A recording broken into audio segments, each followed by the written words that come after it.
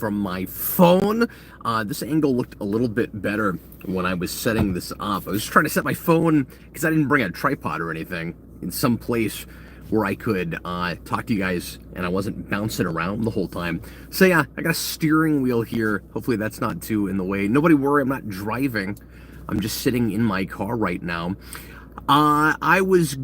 So my son Jason is at dance right now, and usually I have some hours to kill while he's there. So often what I'll do is work on reading or watching stuff for videos, and I was gonna do some of that tonight. I've got some comic review to do on Wednesday. Austin and I are gonna do some of the remainder of the amalgam that we have left, and I was gonna read a bunch of that tonight, but I don't have enough battery on my tablet to read comics tonight.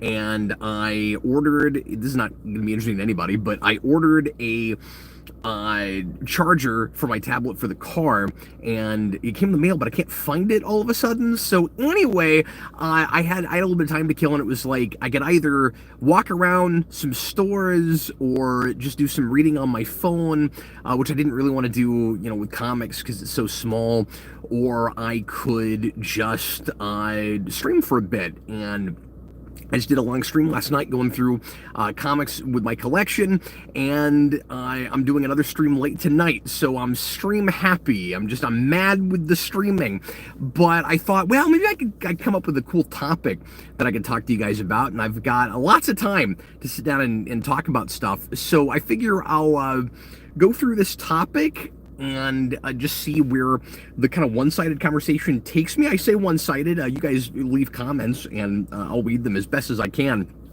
from back here. But then if folks want to talk about anything else after that, we can maybe stream a little bit longer. I'll play this real loosey-goosey. We're getting, the sun's kind of blinding us out here, whiting us out. Anyway, so the topic, the kind of old school GNN topic I came up with for this stream, just going totally solo, all by myself, me and my steering wheel, is we're back to nostalgia, folks. Just can't get away from it. Do I wish it was still the 1990s? If I could take a time machine and go back in time and just live in my childhood, would I do that? Or do I wish maybe time just kept cycling? It was like a causality loop, but like a pretty long one, like a 9-year constant loop, where you start in 1990, you end at Y2K, and you go all the way back around again. And it's a complicated question, and part of the reason that I thought to talk about this is because I get really self-conscious and kind of worry a little bit as I'm getting older about living too much in the past. I think I get overly preoccupied by about falling into stereotypes, and I worry sometimes that I'm getting out of touch, and that I'm living too much in the past, and that I consume too much, entertainment or from, bygone eras in my own lifetime, and I'm not stretching my wings, I'm not trying out enough other things. And it's not just about entertainment, but just this kind of general social idea of society is not for me anymore. I'm not interested in, for the most part, what society of 2024 has to offer, and I long for the good old days. There's gonna be a lot of air quotes in this video, and that's the oversimplified way to put it, because I do and I don't. I'm not so nostalgic and glassy-eyed and blindsided by the things from my childhood that I miss, or even the overall kind of tone and feel of what life used to be like in what seemed like simpler times, that I don't recognize that things weren't perfect, and that some things have improved, and that just logistically there's stuff that we have now that we all take for granted at this point that I couldn't even have imagined that we would have when I was a kid. Even being a science fiction fan, even looking to the future, being a Star Trek fan, thinking about crazy technologies like transporters and holodecks and matter replicators and things like that. We don't have any of those things, but I didn't realize that when I grew up, we'd have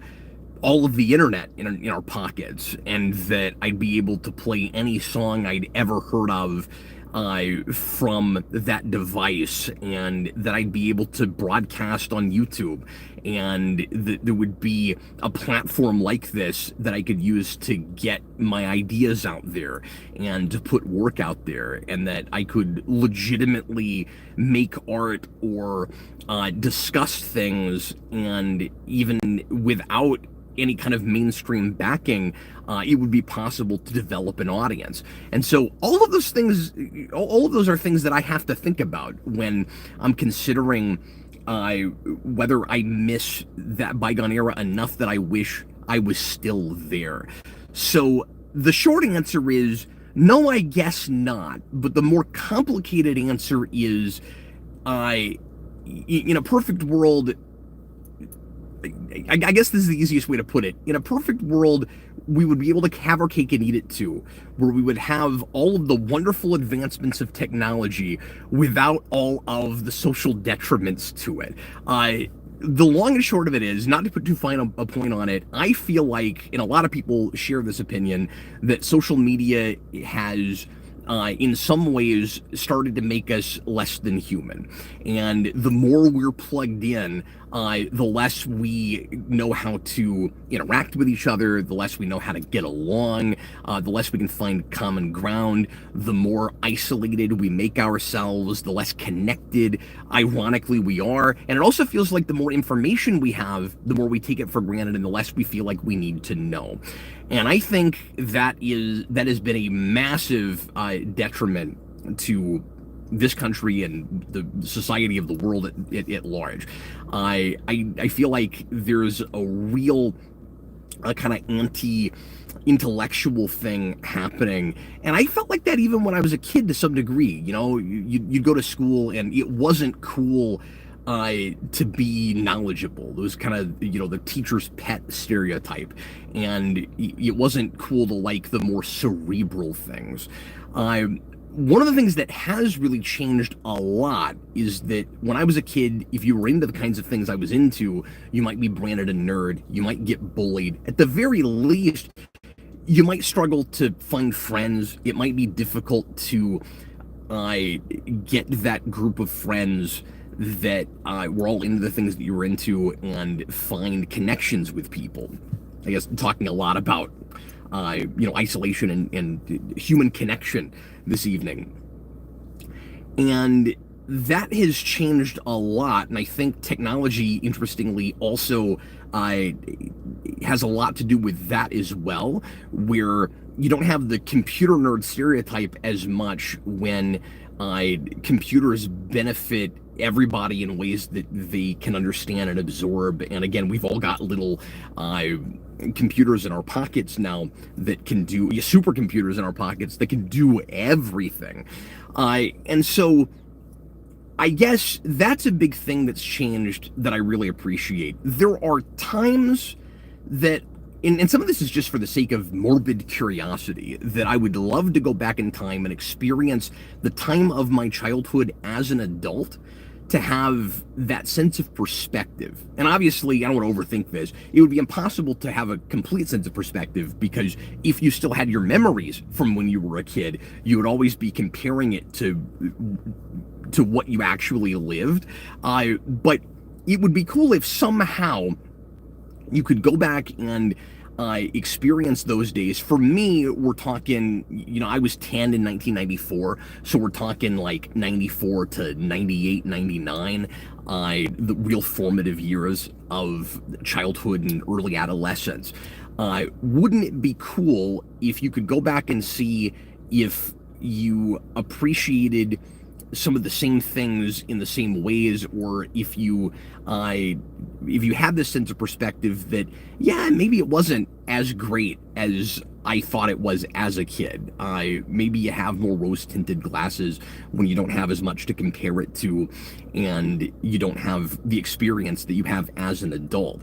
So with the nostalgia thing, I'm always fighting that question of how much have things really changed, how much worse, again, air quotes, culturally, pop culture wise, etc., are things, at least for my own personal taste and interests, now, and how much of it is just everybody goes through this. The world changes.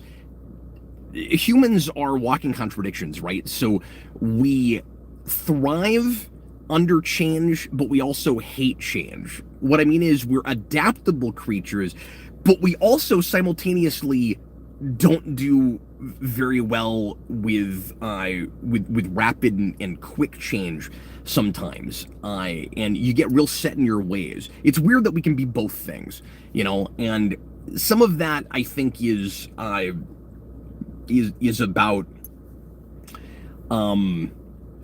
what's the word I'm looking for? Survival. So you adapt to your surroundings in a fight or flight kind of way, or with survival instinct. Maybe it's a little bit different when you're just talking about cultural stuff, when you're talking about things that aren't really affecting your livelihood or your person, or your ability to exist and thrive, so much as just personal tastes and interests and stuff. At the same time, I do think things are a little bit different for my generation than they were, say, for the generation before as a kid growing up. I feel like there is, and again, sense of perspective, I didn't live these years in the same way, so what do I know? But my instinct tells me, and just the experience that I've had, that if you grew up in the 60s and you were an adult in the 80s into the 90s, that 20 to 25 year span is not as much rapid social and technological change. And I guess just objectively, it's not technology-wise. I was talking about internet time versus real time. It's not as different as, say, 1992 to 2024. I mean, just such a, well, and that's a broader span of dates too. So I guess I should just say, go back 25 years ago from now, right? So say like, what would that be? 99 at this point, which is crazy. But like a much larger difference between 99 to 2024, I would argue.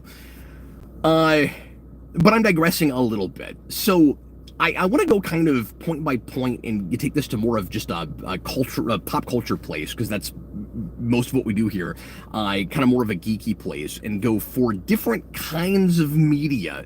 Am I glad that I live in the time I live now, or do I wish that we kind of stalled out somewhere? That culture kind of stopped and went, okay, we've hit our apex. It's never going to get any better than this. Let's go ahead and just take a chill pill now and live in this moment. I talked earlier about causality loop. I guess you could also look at it as like living in a singular moment of time. So let's go through things, shall we? One of the things that I would be most interested to know if I were, say, in my 20s or 30s, in the 90s when I was a kid, is would I like some of the same movies as much? We'll start with movies. Certain of them, I'm sure I absolutely would, and other things would seem really like sappy and dopey and cheeseball and not nearly as sophisticated as they seem like when I was a kid. But the question is, would I buy them as an adult, not having the perspective of smarter things that have come out later? So when you look in like the comedy category with things like Mrs. Doubtfire, which I don't think holds up anything like as good as I thought that was when I was a kid, or you even look at movies like I don't know, just the first thing comes to my mind, like The Preacher's Wife or Liar Liar. I guess The Preacher's Wife isn't really a comedy, but I'm just thinking of movies that aren't genre from that time period, and like these are still good movies, but we've kind of in some ways sort of surpassed them. So I don't know, like, on the one hand, everybody went to the movie theater when I was a kid, and I do miss the experience of the box office being the driving force for movies, and for superheroes not being 70% of the take, and for it not being just about your action blockbusters, although that was starting to really take over and be much more on the rise as I was growing up. But it did feel like you had more variety overall, at least in the movie theater. Now this is where I worry about my sense of perspective.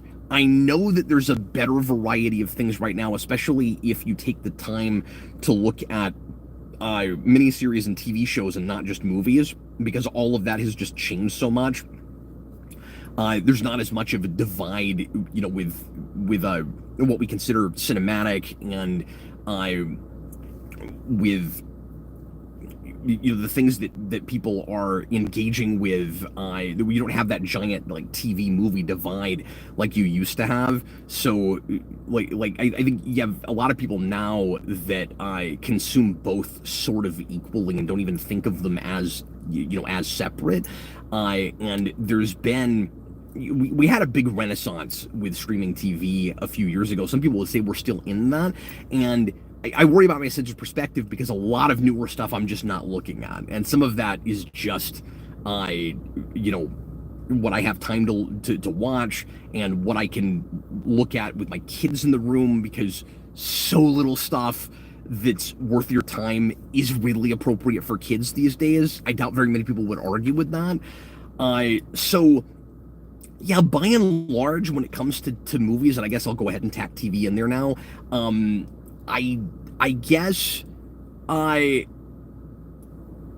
least knowing what I know now, I wouldn't want to be still trapped in the 90s. Like, if I realized that we had, so much further to go. You were also seeing the beginnings of reality TV at that point. That doesn't really come into its own into the 2000s, so I still guess I'd rather, live in the 90s than in the 2000s. But this isn't, I guess I'm framing it like the time travel thing. The notion of this wasn't just like if you could go back, but do I wish we'd never changed, I guess is more the question.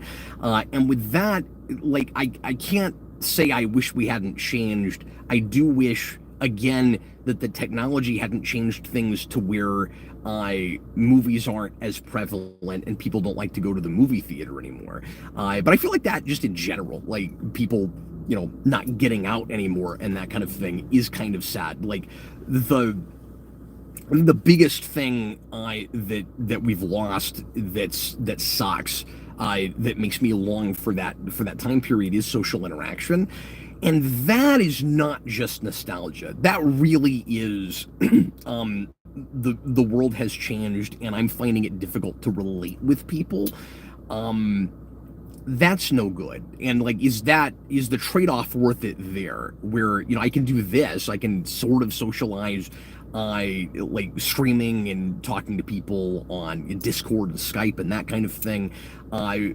And I'm not saying that I can't go out and try to make new friends and have discussions with people out in public, but it's harder, and especially at my age, some of that is an age thing. I think it's harder to make friends when you're middle-aged and more people have families and more people have their friend groups that they've had for years or decades.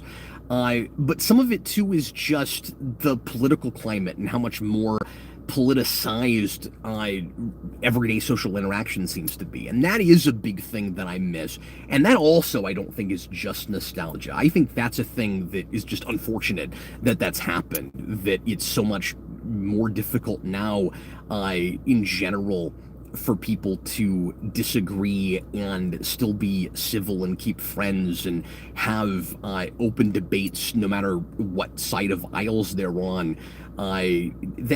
That seems to have changed quite a bit, and that's a thing I miss. So there's a part of me that wants to go hide in the 90s if it were possible to get that back. But anyway, I'll try to get back on course with the media things. So I think my answer for all of these things is going to be no. I guess we've evolved enough with these things that I wouldn't want to be to not move past the 90s.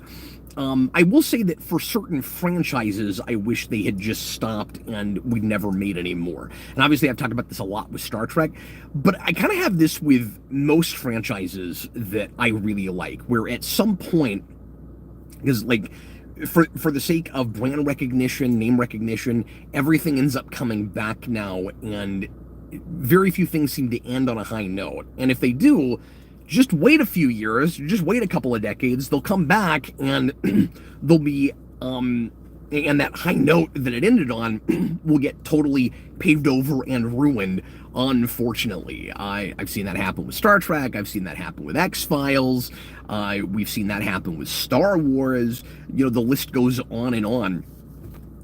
And occasionally you'll get something really cool like X-Men 97, but then I'm kind of holding my breath going, okay, but that's not done yet, and when it is over, is it going to be anything like to the same quality that it is now?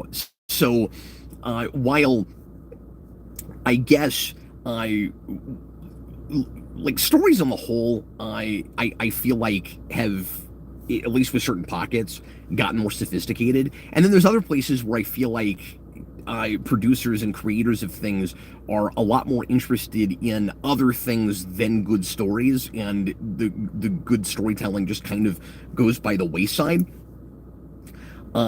Just in order to try to find that magic bullet that will sell things. And so we still have that problem, especially with blockbuster stuff, of course, and particularly with dead franchises that we resurrect with people who just don't seem to really appreciate or understand them in the first place.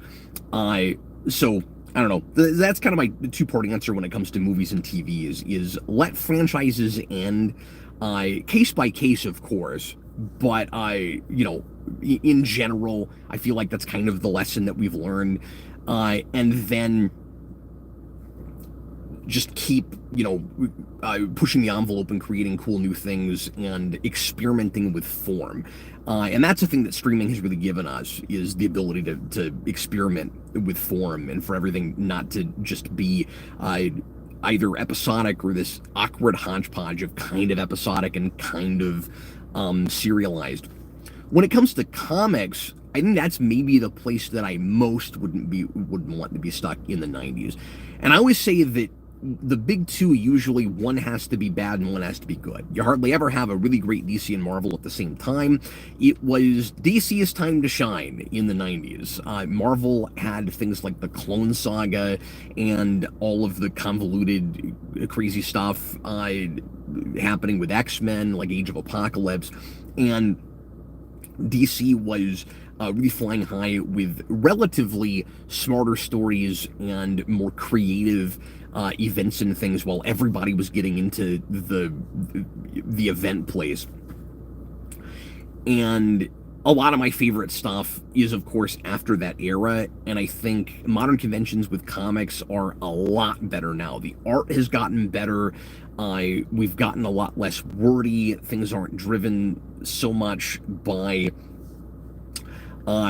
exposition and dialogue. It's a much more art first kind of medium, which, and what I mean by that is it's more about visual storytelling, where you feel like you're watching a movie and you can have whole pages without any dialogue and understand what's happening because you're looking at basically storyboards for a movie. And that's all gotten a lot better and a lot more sophisticated. And for me, like, the heyday for comics is just when I was getting into reading new. I think we had this, and like a few years after that. So like DC was in a really great place right before 52, New 52, and Marvel Now was overall just wonderful and brilliant. And so it'd be sad not to continue forward and have that stuff. Video games are kind of a funky medium for me because I think of myself as more of a retro guy now, and I don't care as much about new. So when you get into the big third party, like first person shooters and, like 80 plus hour action RPGs and that kind of stuff that I don't have time to play, I'm not any good at playing, I I don't really need that stuff in my life, but I'm glad those really immersive experiences exist. Because when I was a kid, somewhat ironically, I imagined the day when we would get there. You know, when the game would actually look like the really complex, more three-dimensional rendering on the art on the box. I'm talking like the 2D sprite days in the 8 and 16-bit era.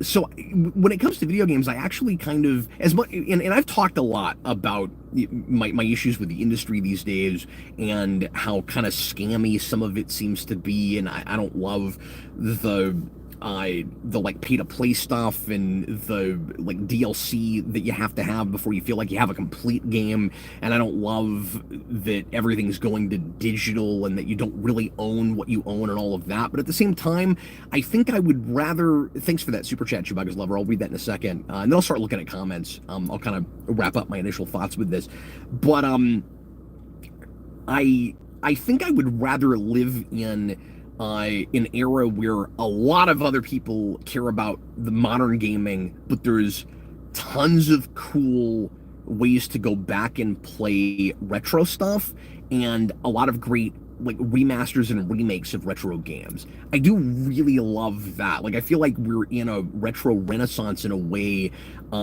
because you've got all these old games coming out better than they used to, and as much as I don't like to see like movies and TV and stuff changed too much, I really don't mind it with video games. When you go back and you just kind of make the graphics better, and like, as long as it's of the spirit of the original, and it's still more or less the same game, you know, adding levels, giving you new characters, all of that stuff, especially if the original thing is still available. But we're just, as retro gamers, absolutely spoiled now when it comes to emulation, and now we've got like you know, 2/3 size arcade machines that you can buy, and Arcade 1-Up is, it looks like it's kind of in shambles right now. Like that whole thing might be kind of going away, but we've lived it, and you can buy those, and that's cool. So I don't know, this is gonna sound weird, but it's a good time to be nostalgic, and to kind of live in the present with your stuff from the past.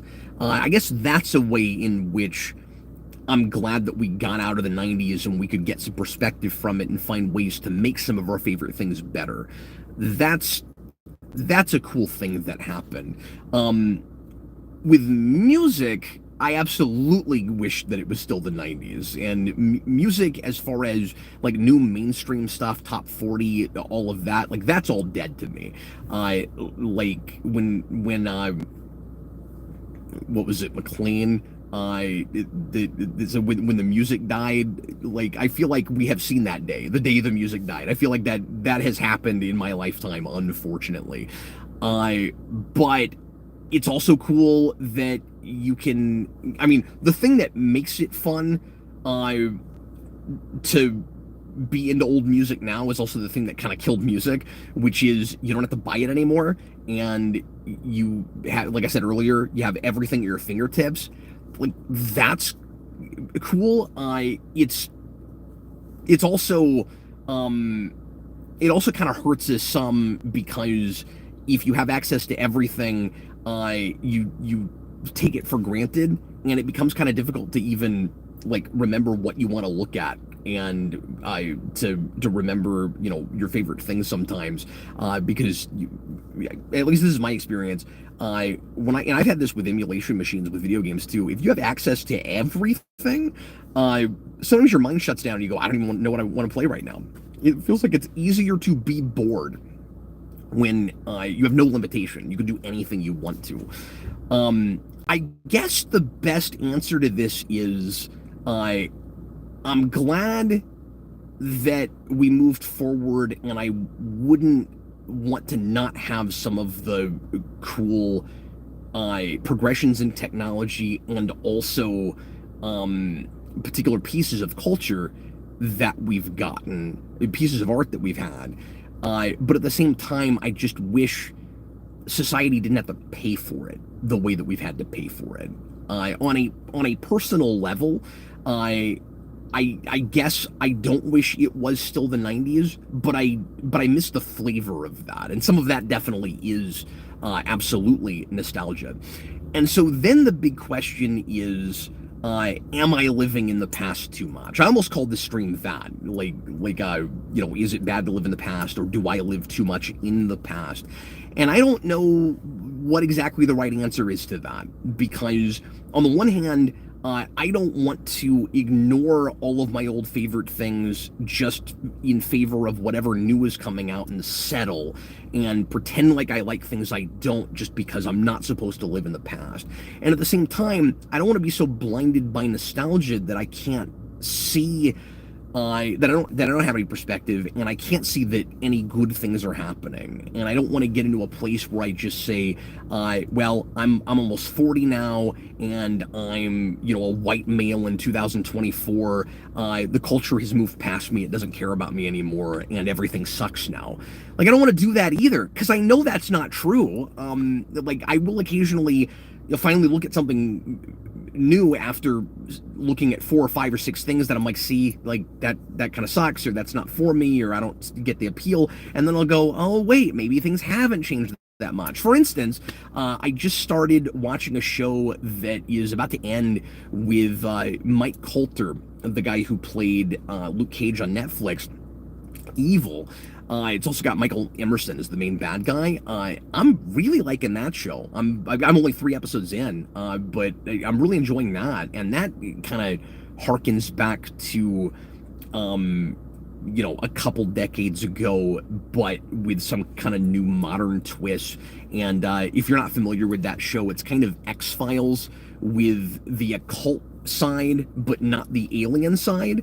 And all the way down to there are 2 investigators, but they're investigating potential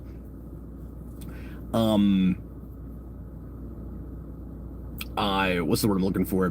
Possessions, people who have been possessed, and trying to decide if it's actually supernatural or not. And so it's in 3 episodes in, you can't tell if anything supernatural is actually happening yet, which is really cool. Minor spoilers for that, but that's kind of the premise of it. And it's all about with how advanced technology has gotten, how easy it is to make it look like someone has been demonically possessed, or like just in general some kind of supernatural forces behind something, where it's really just hacking or virtual reality, or monkeying around with Wi-Fi and Bluetooth. And it's about a guy with Mike Coulter, who is a believer, and his female counterpart who does not believe at all, and it's very X-Files. But yeah, I'm enjoying that quite a bit, and that's really refreshing. Where I'm like, oh cool, the show that's only like 4 years old, that I'm actually latching onto. And as I keep saying, like, my adventures with Superman seemed like a thing for today's teenagers that I wasn't really appreciating or understanding, and then I got 3 episodes in and it clicked in for me completely, and now I'm kind of hooked on it.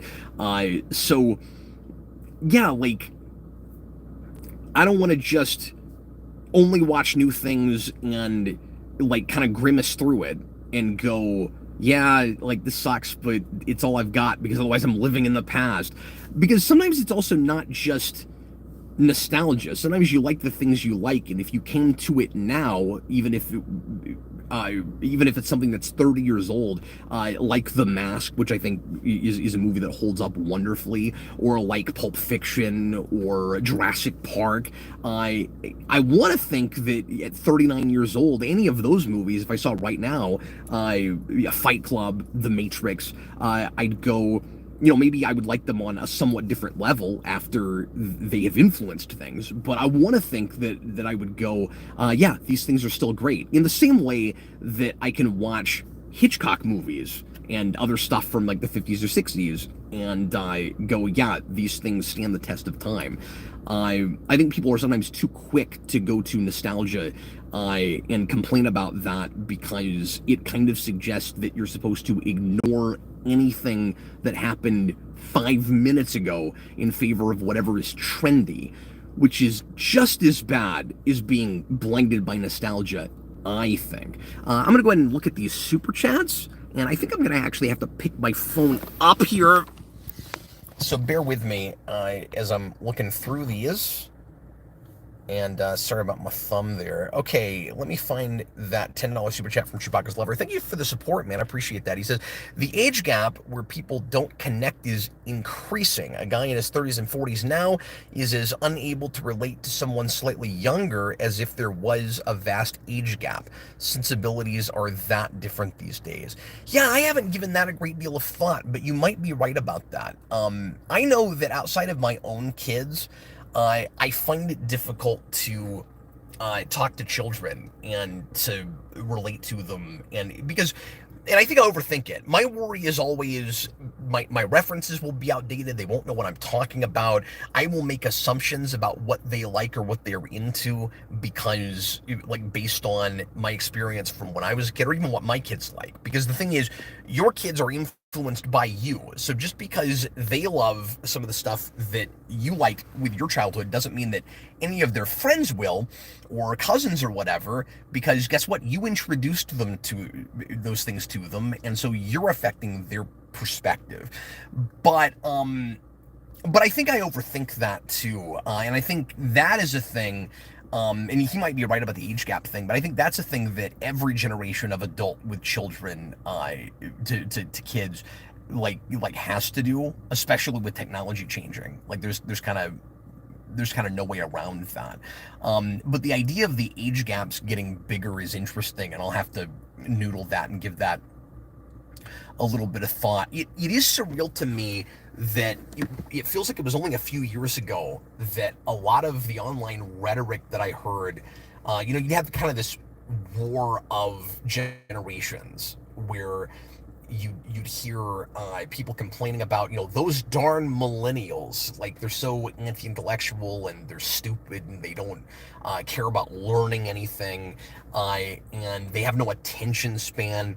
And then that's given away to Gen Z and Gen Alpha, and it's the exact same complaints, but just a lot more extreme, where you're hearing the same things, but now with no attention span. It isn't, they don't read anymore, or they spend all their time playing games on a tablet, and now they spend all their time scrolling through TikTok and only watching things that are 10 seconds long, and you can't engage them if you talk any longer than 30 seconds and all of that. But curiously, you get it on both sides, where you get like those darn Gen Xers, but you also get, or Gen Zers, did I say Gen X? Gen Z, or you get, the like, hey boomer thing, which I kind of get why that happened, because every younger generation is going to make fun of the older generation for not like understanding what they're talking about, what's in the culture right now, and just how the sensibilities have changed. Where what we're making fun of there is being out of touch.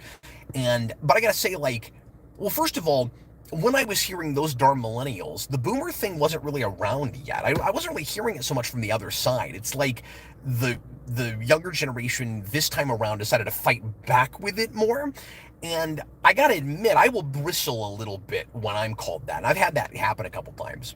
Some of that is just because that's not my generation. That's my parents' generation. But also because I worry sometimes, of course, that there's a little bit of truth to it, So like at the same time, you'll be irritated when somebody calls you something like that, because it seems, for lack of a better word, like ageist, where you're like, well, yeah, what do you want from me? Like, I'm the age I am. I have the experiences that I have. I have the interests I have. It's sort of like the cultural appropriation thing, right? Where like you can't, with some people you can't win, where it's like, well, but I know you don't want me to try to act like your generation and try to pretend like I'm 20 years younger than I am. But when I act like I'm my generation, you don't like that either, which kind of implies that you just wish I would go away, which, is kind of offensive. So I never really know what to do with that. But again, at the same time, I also try to be open-minded and see things from other people's perspectives. And when the boomer thing comes up, and like I said, I've been called that once or twice, I find myself going, okay, maybe there's a little bit of truth to it. Maybe I am a little bit out of touch. Maybe I should look at things from the other side and see why the sensibilities have changed, or see if there's anything to the sensibilities of younger generation. Maybe they do have certain things more right or more figured out than the generation that came before them. Let me find that other super chat real quick, and then I'll just run through some others of these comments and just kind of interact and hang out with you guys for a while. Sorry about the bouncing phone. If I'd known I was gonna broadcast tonight, I might have tried to figure out something else to put this on. Dan Schneider, $5 super chat. Some people say political division has always been bad and only seems worse because of social media. We don't like each other as much as we like to think. That's interesting. Yeah, the idea that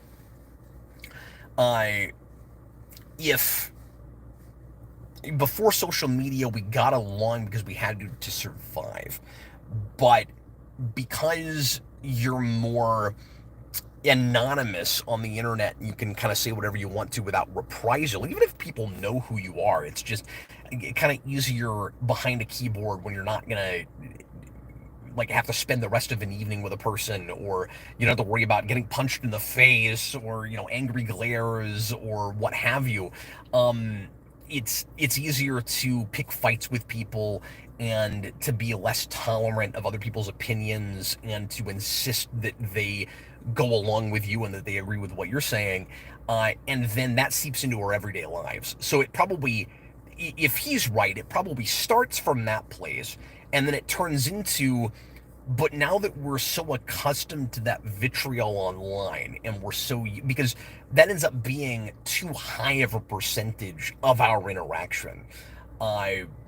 Sort of like when I was a kid, adults would complain that kids weren't reading, and we spent too much of our time looking at the TV, and it was rotting our brains or whatever. You got kind of the same thing happening with social media, where we do so much of our interaction that way that it seeps into our regular day lives, and we start kind of acting the same way, even if we don't say all of the same things with other people. And what I mean by that is we're just less tolerant. We're just less open to ideas that we disagree with, and we're a lot quicker to, if not fight back like people typically do on X, Facebook, what have you, quicker to shut down.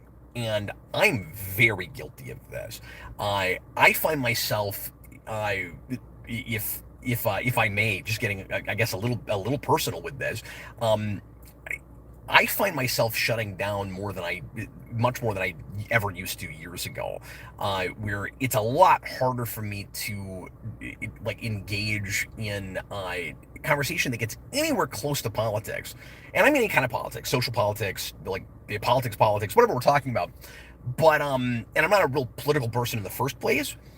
But if a conversation is veering too much into a place where I'm afraid I might get kind of put in a box because of a specific opinion I have, I'm a lot less likely to engage with a person and challenge ideas, and I'm a lot more likely to just try to be diplomatic and keep the peace and walk away from a conversation. I don't like that about myself.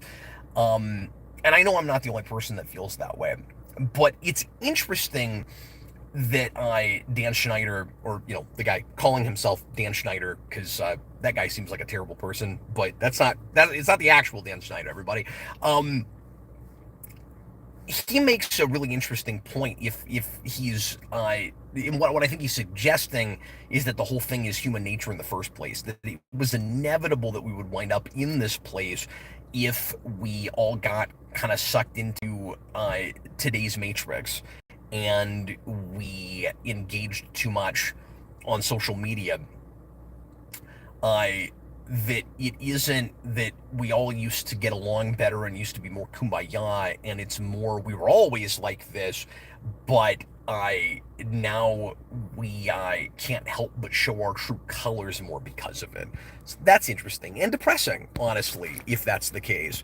I think there's another super chat here from Bob the Hun, $2 super chat.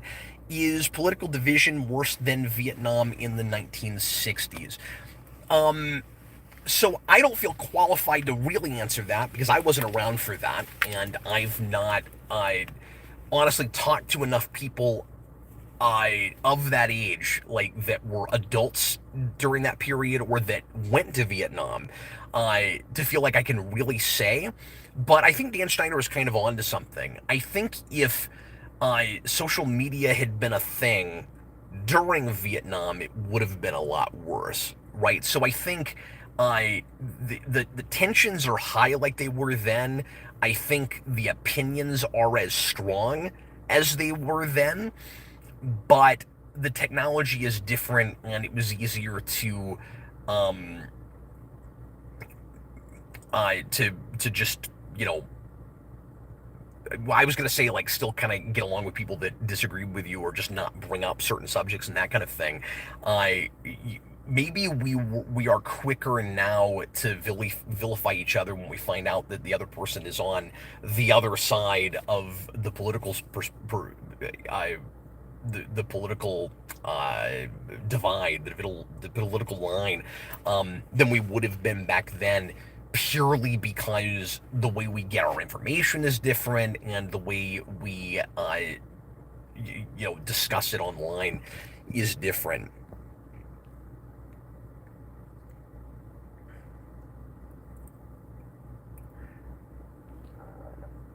Um, Robert Wild, that most of the political division we're currently seeing is at least in the online space. Yeah, that's another aspect to this whole thing. Sorry, I almost canceled the stream. Oops.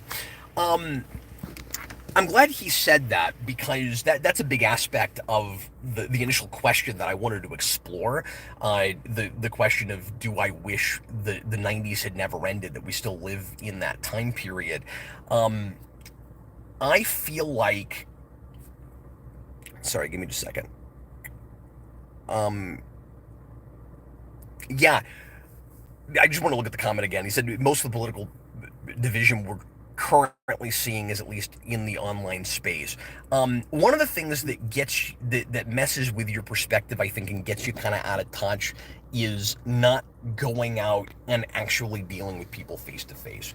And again, I worry that just the social climate and I the time I have spent on the internet and all of that has kind of gotten me out of practice and affected the way I talk to people or don't talk to people.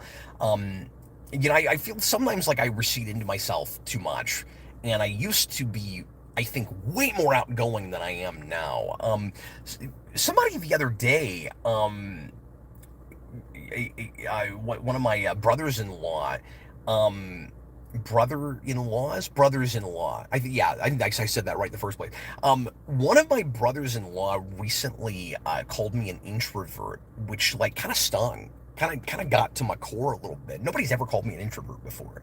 I've always thought of myself as an extrovert, and yet I feel like my kind of public behavior, my public persona has maybe gone a little bit more that way. And I don't know what to do with that. I feel really weird about it. I think Robert is absolutely right. That or at least that's where it starts. And then people get these skewed perspectives of reality because of how vitriolic and venomous, and people love the word cesspool, but how much of a cesspool like comment sections and discords and X and Facebook and everything seems to be. And the experience that you have going out in public and dealing with other real human beings is very different than some of the same human beings that you deal with on the internet. And I just think that you see more positivity arguably in everyday life than you do if you spend too much time in the internet. And that's in, human beings interacting with people, and but it's also in, and I don't mean to sound kind of like, amorphous and touchy feely or what's what's the word I'm looking for, or sappy when I say this, but even just in nature, just unplug, just get away from the technology. Go out and remind yourself what the world is like, what reality is, because as much as we wear masks in public, you really don't know who you're dealing with online. Like it's even more kind of layered there. So that's a terrific point he brings up. Now, where I would disagree a little bit is, I'm afraid that sometimes we can't really tell where the internet begins and reality ends, or reality ends and the internet begins. However you want to look at it. And so when he says like a lot of those arguments are happening online, a lot of that division is just there. More and more it seeps out into the real world, and I know that because of and I don't want to like play my little violin or anything, but because of like just personal friendships that I've lost, and people that I don't talk to or don't talk to me as much as they used to, because we don't necessarily agree on everything, or because I'm not as deeply passionate about some kind of politically held view that they have. I didn't have this growing up. I didn't see any of this growing up. That is a big thing I kind of miss from the 90s, is like people would have their political views, but they found other interests. They found other common ground. You didn't put together friend groups in school because of your politics. You put them together because you liked Pokemon, or because you liked Star Trek, or because you played video games together, because you were all theater kids. I had as many like left-leaning friends with left-leaning parents as I did right-leaning friends, and very often I couldn't even tell you who was whom, and it didn't matter. I didn't care. And so whenever, I don't want to get too deep into this stuff, of course. This is not a political channel, and I don't want to talk about the actual honest to God politics of the thing, but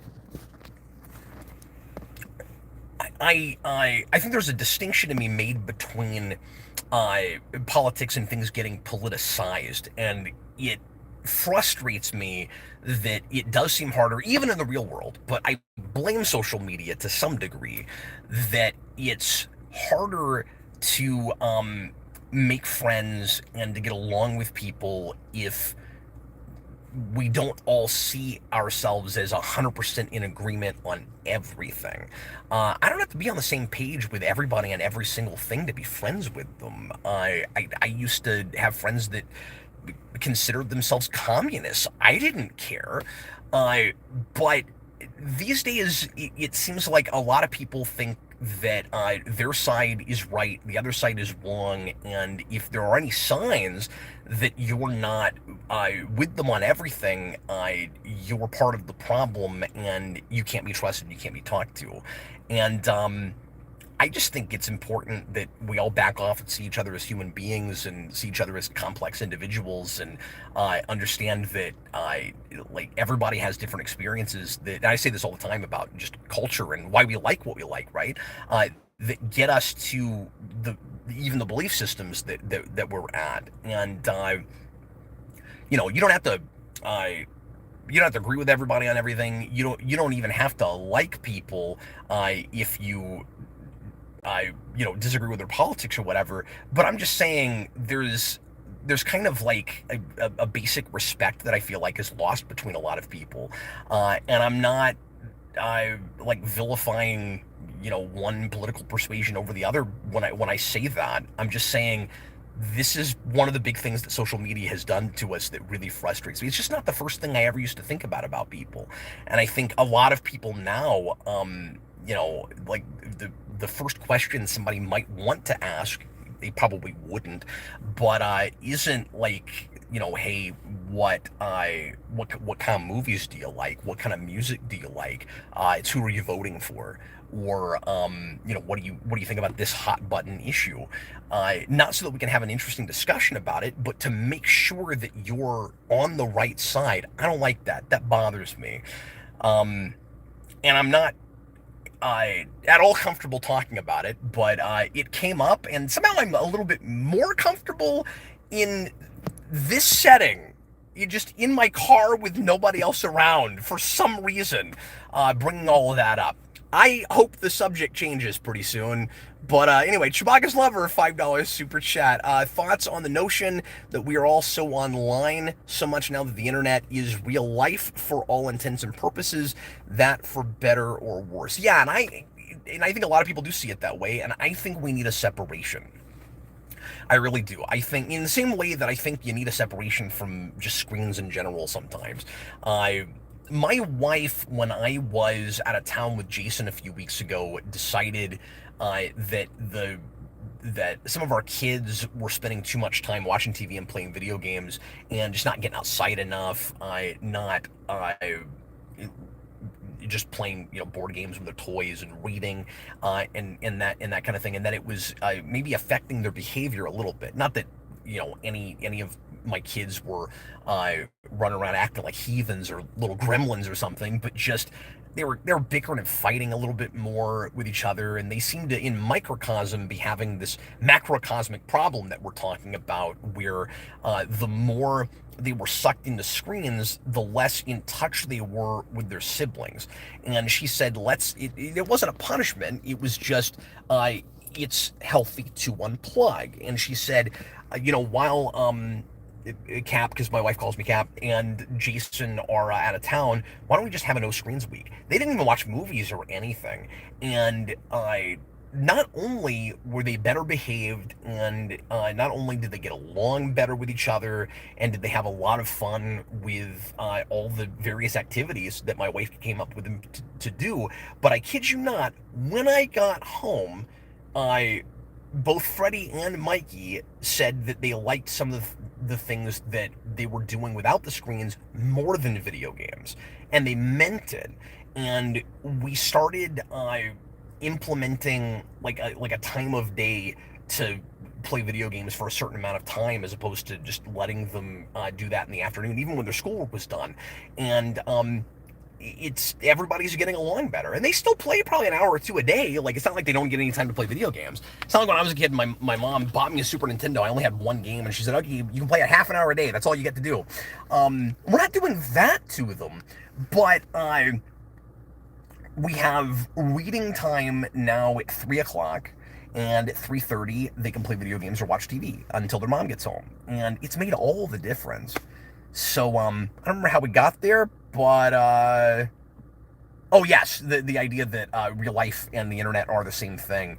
And I'm sitting here probably looking hypocritical because I'm streaming a lot, but in my defense, this is the closest thing to a job that I have, and I like you guys, and I try to bring as much like real life as is possible to bring to the internet. But I mean, you gotta unplug from the whole thing. Like, this still, me talking to you guys in this format, is a guy on the internet, and you'll never know how close to my like actual regular real self and the online persona I have are to each other. And I can tell you all day long, they're pretty much the same.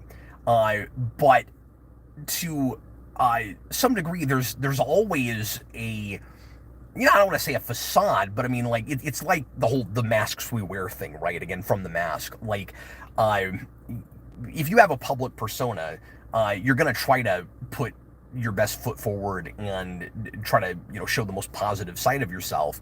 Unless you're you become like a raging, horrible ding dong on purpose to get views and, monetize videos that way. There are irritating idiots that do that.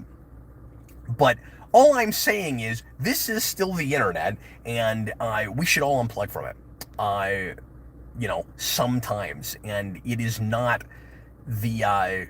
So I'm getting a little bit rambly with this. It is not the same thing as reality, but it's so easy to conflate the two. One of the biggest mistakes I feel like I've made, and I know I'm not alone on this, is having too many important conversations with people over text. And I find that, well, and it depends on the person too, because I find that people, I'm talking about like different personas that we have. You don't even do it on purpose a lot of the time, I think. But, the thing I was talking about, the idea that I'm maybe, the Captain Logan you see is maybe a little bit different from the Captain Logan that my kids and my wife are living with. That's true for everybody. And I think it's also true that people, or at least this is my experience, some people seem to have kind of a separate persona, or they feel a little bit different when they're texting. I've had friends that I get along with way better talking in text than I do in person, which is really weird. And I've had the opposite. I've had people that I get really paranoid with when they're in text because they seem maybe colder or more flat, it's harder to read them. And I have found that it's not real smart to have too many of my discussions with people that way, because you start to get a warped understanding of who that person is. And even if you prefer their get along better with their written persona, it's probably healthier to build a rapport and a dynamic with them in real life. We've been at this an hour now somehow. Thank you guys for joining me this afternoon. I'm having a lot of fun chatting with you guys, even about these very serious topics. Braden Atkinson, the issue with that is all my books and board games are digital and I don't have money. Okay, that's fair. And I do think there's a little bit of a difference between the internet as in social media, as in, interacting with people, getting your news that way, listening to, YouTube videos all day, and just the practical, monetary consideration of, well, I don't really have any way to read or, have any entertainment or anything without my device. I always say case by case for everything. I think there is a little bit of a difference there. Now, like I said earlier, with my kids and screens, I do think it's smart to unplug, even from screens some, but I get making something of an exception for that. I would also say, if you find, because everybody's different too, I don't mean to lump us all together and say that we all respond the exact same way to these things. Maybe some people are not as affected as I might be by having a head in a screen too much. I suspect that it's not good for anybody to have that too much, but there's probably a spectrum, like with so many things. I would suggest that you go to the library if you feel like you need to just unplug in general and get out into the real world and just borrow a book, borrow a trade, a comic, whatever. If you just to get some physical media, and at the very least take your tablet to a park and set up a mobile hotspot. Even that's better. AMC, in your years on YouTube, have you found it more difficult, or for lack of a better word, to police your audience in terms of politics? To police my audience? I don't police my audience at all. I have, in my entire tenure, as far as I know, I've blocked one person from the channel entirely. And I'm not going to get into that story, but it's not a thing I do. I don't I have very rarely ever deleted comments. I let people say what they're going to say, even if it bothers me, even if it's offensive within reason. But I mean, I go pretty far. I will let people go pretty far before I really put my foot down. I typically just ignore it. A little different on Discord. I've got mods that help me out over there, just because I don't want people to, like, be personally attacking each other and stuff. And if it is a matter of personal attacks with like flame wars and things that happen, there have been a couple times where I've stepped in, or I've asked one of my Discord mods or somebody that works on the channel to step in. But as far as like policing politics, people can think whatever they want to. They can have whatever politics they want to. I prefer it when people don't get into those things in our comments and keep it about what we talk about, unless they're like philosophically discussing something that's about, or social commentary or whatever, that a movie or a comic or something that we're talking about is about. That's a place where it makes perfect sense to talk about politics. But I don't love it when people go into our comments and start going like, I hate Trump, or making fun of Biden being a corpse, or whatever. I guess you're going to see a little bit less of that happening now, just because it's not going to be as relevant as it was 2 days ago. But anyway, Robert, Cap. Oh, okay. Yeah, I wondered if that was actually what he was asking. I'll answer that in a second then. Robert, Cap doesn't delete my comments when I say I like Booster Gold, so I know he's true to his words. See? Now, I will privately berate him, and if I ever see him in public, I'll probably, hit him with a wet noodle or something. But, Dan Steiner says he meant poll. Okay, in your years on YouTube, have you found it more difficult to poll your audience in terms of politics? I still don't fully understand the question, AMC. Do you mean to poll my audience, to get a sense of my audience's politics, like what what they think about stuff, or what I can say without pissing people off? Or you'll have to elaborate a little bit. I'm not totally sure what you're getting at there. Senior Sticks is leaving. Good to see you, man. Thanks for being here. I am happy to hang out for a while longer. I've got the time here, although I'm going to need a drink of water here. But this has been a real fun and interesting discussion, guys. I've been doing a lot of collection streams lately, and we do just in general a lot of commentary and stuff. And it's been a while since I've just picked a topic and ran with it. Hopefully I made sense earlier and I got into some sort of a resolution with that.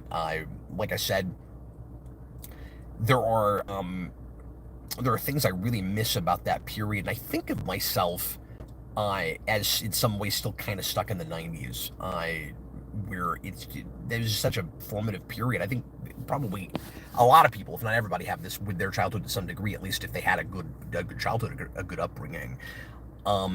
And I don't want to feel like I fully live in the past, but at the same time, there's also like an identity part of it too.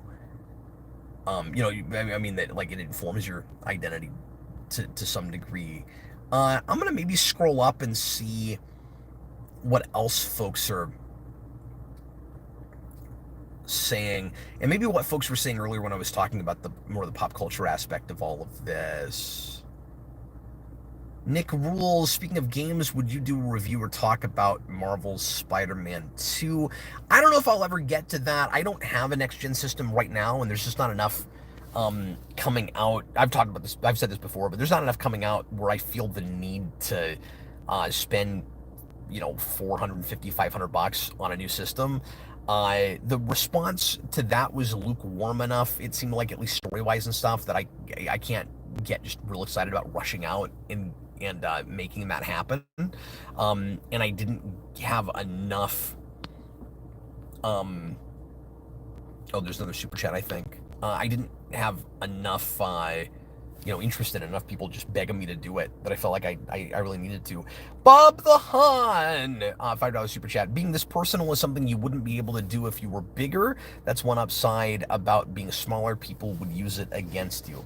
Yeah, I think that's true and not true. I have certainly seen larger channels that really speak their mind, and the issue that you get with that, the thing you have to worry about, of course, is the whole thing turns into an echo chamber. The only people that you have are the people that agree with you. When you come out and start like really speaking your mind about like personal politics and that kind of thing. I did get a little personal. I'm still not getting real political. Now I know that there are, and again, some of that is just it's not my bag. I'm not interested in in that world and making that what I do. So I never mean to like hide with it and stuff where like I don't, it's complicated, right? What I was going to say is it's not just being diplomatic. It's not just like I'm afraid that half my audience will leave if they decide that I'm of some persuasion or another. So I just avoid certain subjects. Like I don't get me wrong. I don't want to alienate half my audience because that's not what we're about. There's no reason that people of every kind of political persuasion shouldn't be able to come to this channel and talk about geeky stuff and pop culture. And he's right that we live in a day and age, unfortunately, where some people would like to, for lack of a better word, cancel you just for not even picking a side and for not making it all about politics and for not bringing those things up because they think everybody needs to prove that they're on the correct side of things. I just don't subscribe to that. And so, if you mean to say that I can't even say that if I was a much larger channel, I'm not sure just how true that is. I think you would have people of both persuasions, and just for getting like middle of the road for a minute. And there's definitely people on both the right and the left that don't need everything to be about politics all the time, and that can listen to somebody that maybe doesn't agree with their personal politics talk about stuff like this, pop culture stuff, comics and movies and what have you, because it doesn't come up. And so I think some people, even still to this day, are like fine just not knowing your politics. And I think some people just assume that you have their politics because they like you and you're not talking about that stuff, and they would be shocked to find out that you aren't of that persuasion, so they just assume that. I think both of those things happen. So like in that particular case, if you weren't talking politics all the time but you did come out and say like you got as personal as I just did about it and you still lost people, it's actually hard to say if you would end up with an echo chamber of people all of one side or the other, so much as just more of an echo chamber of like people that aren't super extreme about their politics. I don't even know if that's an echo chamber, but like I guess in a lot of ways that's more my kind of people anyway. But like I said, I'm happy being friends with and talking to people of all kinds of walks of life and persuasions and ilks. I'm just very open in that way. And yeah, that offends some people now, which is just a foreign concept to me. I've not changed in that way. I've got my feelings and beliefs on individual issues, but I feel like we all need to listen to each other, and I feel like I know less than we in general like to pretend like we know. And anyway, once again, this is uncomfortable. Dan Schneider, $5 super chat. Other YouTubers have told people to unsubscribe from them if they didn't agree with their politics. You being apolitical is sort of radical. It does seem like, and it's just a bizarre Twilight Zone for me. It does seem like we're kind of in that place.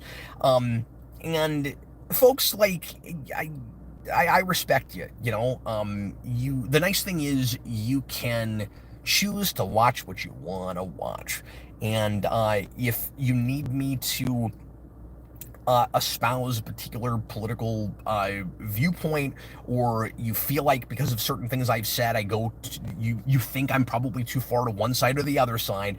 You don't have to watch. You can go find somebody else, and that's perfectly respectable and fine. And I understand that.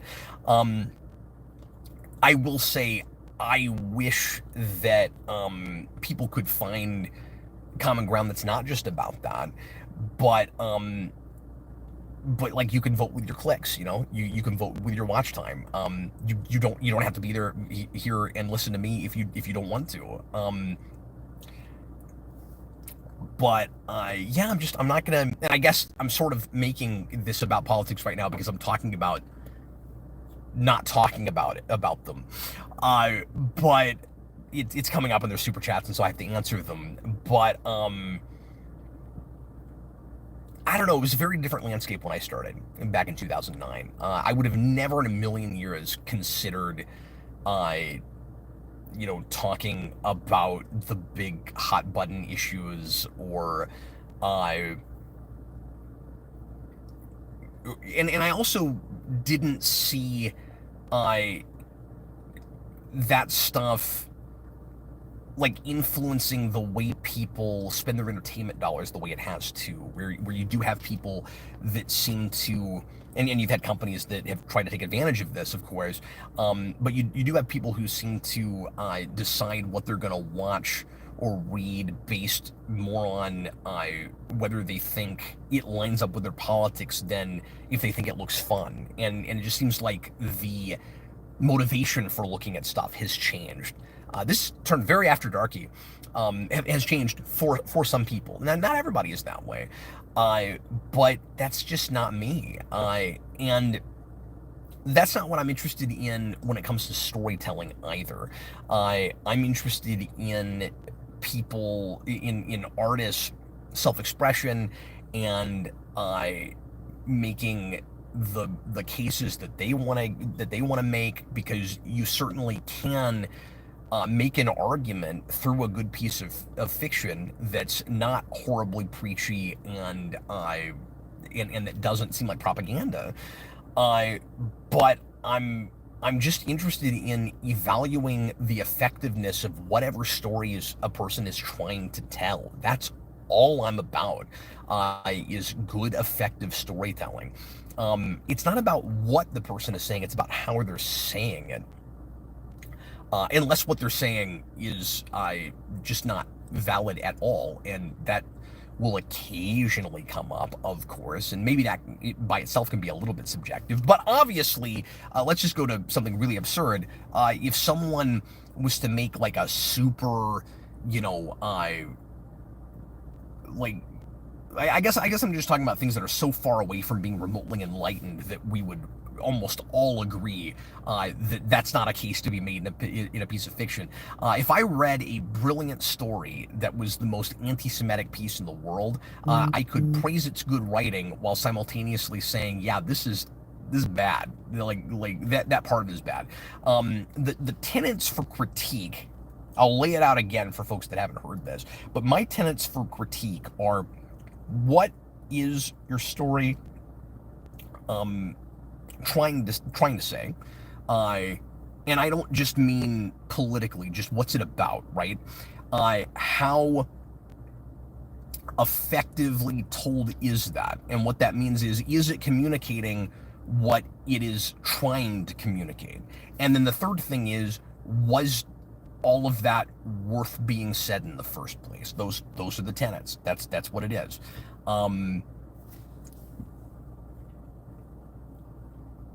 Anyway,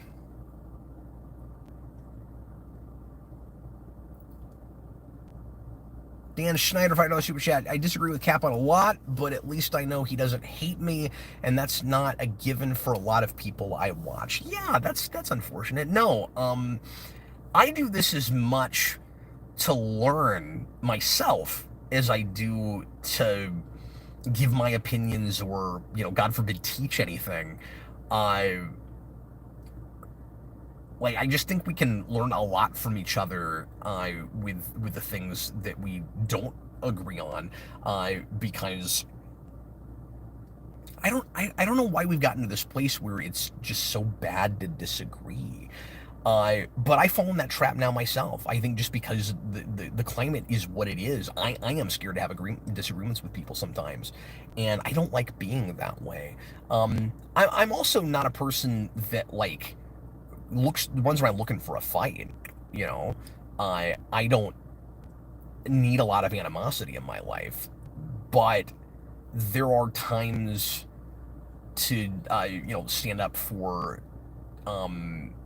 yeah, you pick your battles, but there are times where I think you should stand up for your feelings about something. I and I don't mean that necessarily in just like a battle cry kind of way, or like stand up for your beliefs, but also just in more innocuous conversations. It's okay to disagree with stuff. We don't you might think Batman Returns is the best Batman movie, and I can facetiously say you're wrong about that. But all that means is I think you're wrong. These are all subjective things, and when we actually have a discussion and we see how we get to those things, we might discover something that another perspective, and we might discover that there's a more effective thing happening in something that we never appreciated before because we're seeing it from a perspective that we hadn't considered. This all feels like friggin' kindergarten, first grade stuff to me. This feels like the stuff that you learned about when you went to first grade and you got in a circle and you learned about conflict resolution. And you wrote, maybe they don't do this anymore. And you learned how to solve disagreements with other children, and you wrote on the big white piece of paper, when you do this to me, I feel. It bothers me that we have to spell these things out and even talk about them. And once again, just winds right back around to what I was talking about at the beginning. I blame social media for a lot of that.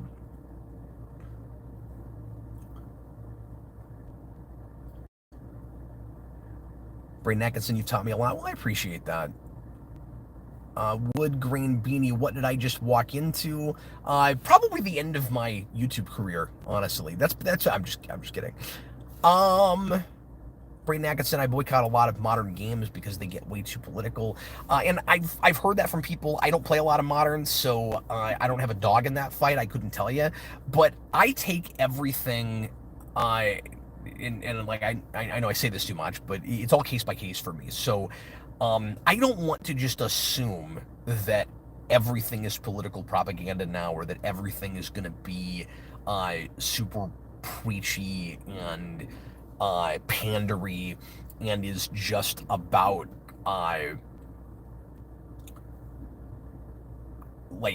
making sure that you're already on its side, or preaching to the choir, talking to you you agree with me on this already, right? And if you don't, you're a bad person. I have fallen into the trap where I've seen sometimes enough of those things in a row where I go, okay, maybe this is just what the culture is now. And then I missed things, and I realized that there are cool things that aren't doing that. And I also think it's easy to get kind of triggered where you see one element of something. I'm going to be real, kind of broad and cryptic when I say this, but where you can see one aspect of a thing and assume the whole thing is going to be like that and turn it off, or not really give it its due because of that. I don't want to get into any specific examples with that, because I don't want to go too far down a rabbit hole. Stuff's coming to mind, but I want to move on, I think. Let's see, what else are people saying? Okay, so I don't have a clock that's not on my phone, and I can't look at my phone's clock. Okay, so I have enough battery on this tablet to at least look at the time. It's 7:40 already, but I still have some time if folks want to talk for a bit. be fun if we could get a little bit more lighthearted, and it doesn't have to stay on this topic either. You guys, we can talk about whatever you guys want to for this real loosey-goosey stream I'm doing. Again, sorry that I'm having to kind of just bounce my phone around. I'd love to set it back up there where I had it, but I can't talk either. I can't see the comments if I do that. Bob the Hunt, thanks for giving a free After Dark for your non-Patreon subscribers, LOL. Yeah, no problem. I don't know, it's like, for some reason, this setting, I am feeling a little bit more comfortable going to some of those places as it's coming up. Dan's Den, this is a really good, thoughtful discussion. I appreciate you, man. Let's see what else people are saying. Woodring Beanie, because of the title, I really wish they would do more Mask stuff. You mean you wish they'd put out like a new Mask movie, or just there were more comics, or yeah, we haven't had anything in a really long time with that property. And does Dark Horse still have it? Because if Dark Horse still has the Mask, it's one of the few properties they've actually held on to, because they've lost everything besides Hellboy recently. I hate the spring. Cut to Jason sadly waiting outside to be picked up, holding a backpack in the rain. No, we still got a little bit of time. And also, he would just start blowing up my phone. We actually gave Jason a phone this year. I finally threw my hands in the air. I don't think kids should have phones. That's just my personal opinion as a parent. I think you're kind of playing with fire and giving your kids the nuclear codes as soon as you give them a phone, where it's like, you know, how much longer can your innocence and like a sense of wonder go once you get plugged into the internet. But Jason has been so far like really responsible and thoughtful with the way he's on the internet with his tablet, and so it made sense because he's at dance all the time and needs to be able to get a hold of me, and so we finally let him have a phone, and he's had that for a couple of months, and I've been really impressed with the way he's been using it so far. Obviously, you know, we watch him with a little bit, but Braden Atkinson, you can't stay innocent. No, that's absolutely right. It's just, what's the right age, you know, is the question. And I think that should be left up to that should be about like each kid and where they're at with emotional maturity. Sorry, I'm getting parched here. I just saw another super chat. I will read that in a second. Thanks for all the support tonight, guys. Really appreciate you. I'll try to come up with some more cool topics, and occasionally maybe I can just stream from a parking lot like this. This has been really fun. We did have this huge like whiteout happening over here because of the sun, and now the sun is going down. So I will not broadcast long enough where it'll get dark, because it's still summer and it takes till 9 o'clock for the sun to go down. And I've got to pick up Jason by then. But I gotta tell you, I picked the dumbest time of year to shoot the stuff we've been shooting for the movie lately. Just logistically, because of the easiest stuff to shoot at the house, and because of the character I'm playing right now, because I'm playing various characters in my movie. We ended up needing to do a lot of night shoots at my place over the summer, which means we would meet at 7 when we started and be able to start shooting by 8. But then, as the summer wore on, it took longer for the sun to go down. And so now it's like 9 o'clock before we can start shooting. So we've been having these like midnight, 1 o'clock shoots just because we can't shoot till 9. It's been obnoxious. But I've been shooting with Jason and Brandon, and I've got an assistant director, Chris, who some of you guys have seen on a stream I did a couple of years ago, but most of you guys don't know him. But he's been really wonderful in helping us out. He's in local theater and stuff, and so he's got a little bit of background with filmmaking and stuff. But boy, I'm really excited about what we're cooking up with the movie. I'm trying to decide if I want to tell you guys about this. I can never decide how much I want to spoil about what we're doing. And obviously I don't want to tell you guys about big story things. I'm I need to put together a teaser soon. I think we've got 35% of the movie shot. I definitely have enough to make to make a teaser or a trailer now. But anyway, I'll go ahead and give you guys this nugget. I recently got a guy to sign on board to help us with an action scene later in the year. We're going to do this in the fall. Who's a black belt karate master who's going to play a part for me and help me choreograph a fight scene. And I'm really excited about that. It's going to be super cool. Chewbacca's Lover just put in a $20 super chat. Goodness, thank you so much for the support. I really appreciate that. Let me go ahead and get to these other super chats then. This is just turned into a Captain Logan show. Tom, $5 super chat. I don't have the gong. Gong. What would you say to resetting minimum wage and taxes back to the 80s/90s in order to combat inflation? I'm not qualified to answer that question. That starts to get into political policy. And I appreciate the super chat. I always want to answer the super chat, but as far as like how I feel about the minimum wage and all of that, I'm not qualified to answer that. I will say, the situation now is different than it was back then. So I don't know that it makes sense to just go, well, let's do exactly what we did 30 years ago. But yeah, I'm cool answering,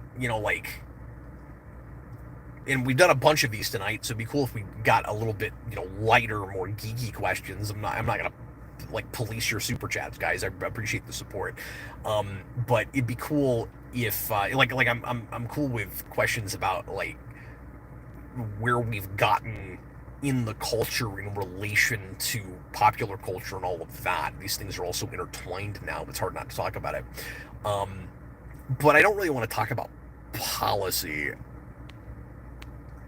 Pros and cons guide. It might have been a joke too. It might have just been joking. $2 super chat. An adaptation of Hunt for Green October. I don't know what that means. An adaptation of Hunt for Green. I know what Hunt for Red October is, but I don't even know if that's it's got a question mark at the end. I'm not sure how it's a question. Help me out. Elaborate in the regular comments. You might have been responding to something I said a few minutes ago, and I'm not getting it. I'm not getting it. Chewbacca's Lover, $20 super chat to bring it back to media. Thanks again, man. I really appreciate you, buddy. I miss being excited for movies and TV shows. Not just it being good, but being excited for it like when I was a kid. You can't get hyped for it anymore. Now you have to be told by someone you trust. It does seem a little bit less predictable, if you're gonna like the things that should be for you, that you think you're gonna like. It does feel like, and again, I don't know if my perspective is right on this. Some of this, maybe a small percentage, some of this might be getting older and having different standards, certainly. But I do agree with him to a point, at least on a personal level. I don't get stoked for stuff the way I used to. I tend to get more blindsided by things that I decide to watch, and then I go, oh, wow, that's quite good. I wasn't expecting that. Rarely do I go into a thing going, oh, my God, I can't wait, because I've just been burned too often.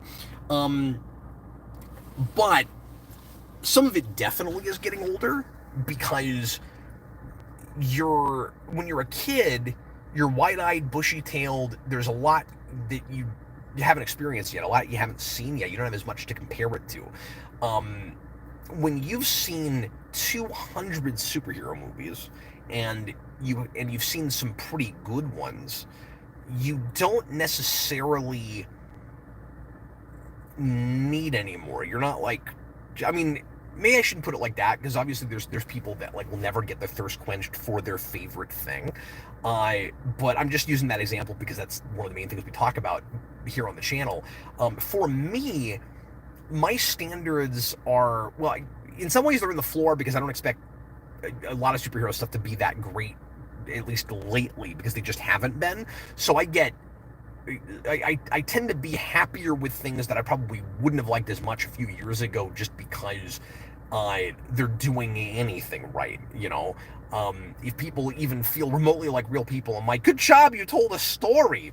So like that's how far down my standards are as far as just comparing it to everything else that's happening right now, or that has been happening. But I'm distracted by a Coke truck. Look, product placement. I don't know if you guys can see which Coke. It was right behind me. You guys saw that earlier. Um, what's that movie that had a giant Coke truck? Was it Man of Steel? I think Man of Steel had a big Coke truck. Maybe. What was I talking about? Being excited for it when I was a kid. You can't get hyped for it anymore, and now you just have to be told by someone you trust. Yeah. So like I said, some of that is getting burned a lot, and some of it is the novelty has worn off to some degree. Where like I still love good superhero movies. There's still a lot of stuff that we haven't done yet, or haven't done as well as we could have yet, certainly. But we've also been spoiled to some degree. It didn't used to be mainstream like it was. Like when you were a kid, your expectations and your hopes were different. Some of that is because you were a kid, and some of it is because of how small and untested and unproven the genre was. So you do have to look at it from that aspect as well, where like you got really excited for everything, or at least I did, that was based on a property that you already liked because there was a chance it would be great and it had never come out before.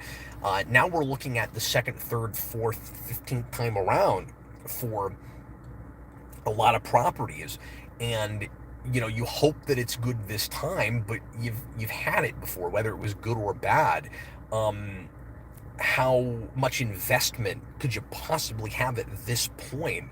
That it's brilliant. Maybe it depends on the property. Maybe some of us still do for some things, and everything is relative. You might think you saw the best possible version of Batman, and then the Batman comes out, and now we finally go to a more detective-driven Batman, and it's a harder edged and a smarter, more adult story. And some of us go, oh wow, I didn't think I needed that. We've had so much Batman, but like thank God we have it. No, not everybody agrees with that. That's just an example for folks that do.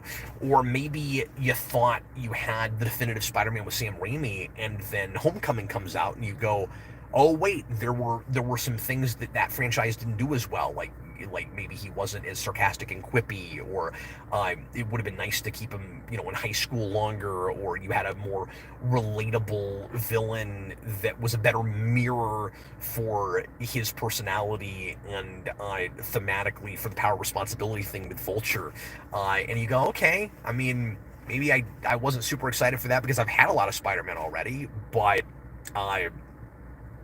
they nailed that retroactively. I am really glad that we had that. I'm just suggesting that some of it is getting older and having experienced a lot of these things before, and some of it is the age of the genre and how popular the genre got. I'm saying that specifically with superhero, of course. It might be different with different mediums and genres and stuff, but I do see where he's coming from. I don't think I feel as strongly about it as he does. Like there are times where like I wish I could get more excited about stuff, and then I remember that I'm turning 40 this year, and there's a part of me that kind of feels like everything after this is gravy. As much as I complain about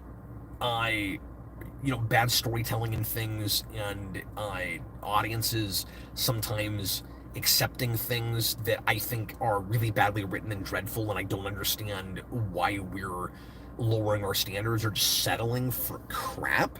There's also a part of me that kind of feels like I have everything I need. I like the heyday for all of my favorite things when I was a kid is done, and we have surpassed some of those things since then. But then, after all of that, like, I don't feel like I really actually need any new media, and there's a bunch of probably cool stuff that I never saw that I'm sometimes backtracking and going and finally looking at now. I'll tell you guys, full disclosure, I think all the time and have for years and years and years about going to completely retro on this channel. Not talking about anything new at all, not talking about news, any of that stuff. And I've never, and you notice, like, I don't talk about nearly as much new stuff as I used to, but occasionally I'll still put out a new review for something. I still do lead-in topics and talk about news in the Captain Logan show, even though I'm more apathetic and lukewarm of the culture, and I try to make that stuff as entertaining as possible. I sometimes worry that it's there's not as much fun as it used to be because I'm not chomping at the bit and super excited about all the new stuff.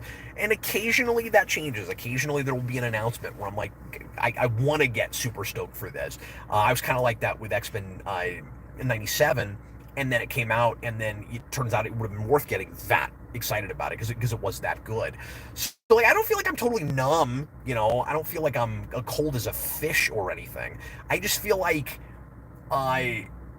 there's enough, you know. Like, if an EMP happened right now, well, that's a bad example because then you couldn't go back and look at anything. But if all of a sudden a law was passed where no one was allowed to make fiction anymore, but for some reason you could go back and look at everything you had before, that's absurd. I don't know. Just for some reason nothing new happens anymore. I'd be okay. I wouldn't. I don't even think I would get teary-eyed about it. It'd be sad that people couldn't work in, you know, that particular industry, I guess. But beyond that, I guess I just don't care as much about the things I love being now and current and relevant, like maybe I once did. And I think that's important to you when you're a kid. You know, you want to feel like you're on the ground floor of something, like you got your finger on the pulse. As I get older, that doesn't matter to me like it once did. So that's where I kind of disagree a little bit with Chewbacca's Lover. Really appreciate the super chat, man. Oh my goodness, there's another $20 super chat. Dan Schneider, thank you guys. $20 super chat. One thing I think they ruined, and isn't just growing up, the novelty of live-action adaptation is gone. It used to be taking these crazy out there stuff and making them feel real, but they don't even feel real now. Very often that's the case, and then when it does happen, it's a real big deal, like Dune, for a lot of people. But yeah, I think I agree with that. No, I have the opposite thing now. I'll see that a big budget live action adaptation thing is happening, and that's ostensibly supposed to validate everything, where it's like, oh, now it's live action. Now it's real, you know? Now it's a big deal. Now it matters. When I was a kid, if something got a movie, now it mattered. That doesn't feel like that as much anymore. And some of that is, and I think Dan Schneider was alluding to this, is because you're seeing so much. I don't know, people hate it when I say lazy CGI, because that's not fair to the people working on it. You know what I mean? Where it looks lazy. It looks like you're not trying to integrate it and make it actually look real. And if you're looking at an effect that is... There's a difference between seeing CG and knowing that's how they had to have done it, and seeing something that just doesn't even look like it's on screen with the rest of everything else. Like, we're doing commentary on Friday on X-Men Origins Wolverine, and you've got that ridiculous bathroom scene. I realized this was, 2009, 15 years ago. Same year I started on the channel, by the way.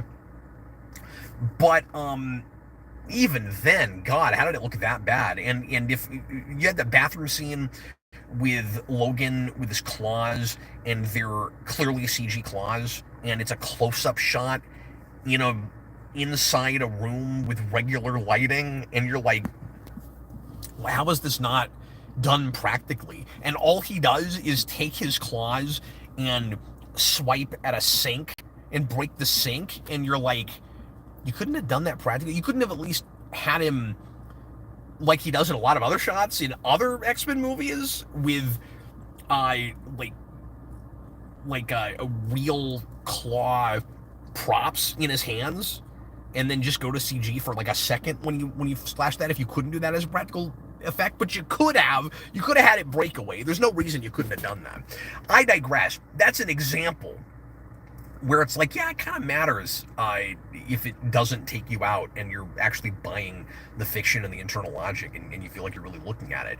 And so the novelty is gone when you look at something like that, or like Green Lantern, or I'm just going to, '09, 2011, but even The Flash had a lot of this, where I'm like, well, if you can't or you won't integrate it well enough where it's fun to see the spectacle in live action, where I feel like it's all really there, or even if it's not, it's stylized enough where it feels intentional, and it feels like it's all of a piece, right? Like I don't know, like something like Scott Pilgrim or something.